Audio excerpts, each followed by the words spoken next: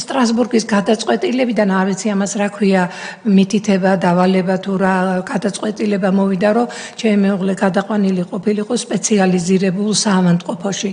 ამის მაგივრად გადაიყვანეს გლდანის საავადმყოფოში, ციხის საავადმყოფოში და არ მიყვებოდა და ის ძალით წაიყვანეს იქა და რომ მიიყვანეს იქ თურმე, სხვა პატიმრებიც იყვნენ ბევრი, ესენი სულ ყველა გააშიშვლეს და каранტინის დაშლაში მოაყოლეს ჩემი მეუღლეც, უკვე ასაკოვანი კაცი დაახლოებით 60-61 წლის იყო უკვე მაშინ. უმოწყალოდ სცემეს ადამიანი, რომელიც დღეში 4-ჯერ ინსულინს იკეთებდა. მთელი დღის უჭმელი საღამომდე ქვემოთ ამყოფეს. მე როცა აიყვანეს კამერაში, მან თურმე ვინც აიყვანა, იმას თხოვა, რომ ძალიან გთხოვთო ნემსი უნდა გავიკეთო ინსულინი, აუცილებლად რო ცუდად ხვდებიო და ძალიან გთხოვთო ერთი ნაჭერი პური ან შავი ან თეთრი მომეწითო, თორე შეიძლება გიპოში ჯავარდეო.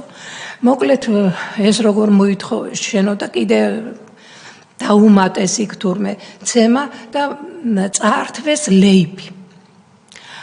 2 კვირა თუ 3 კვირა იმ ცირკინის ლეიბზე იწვა.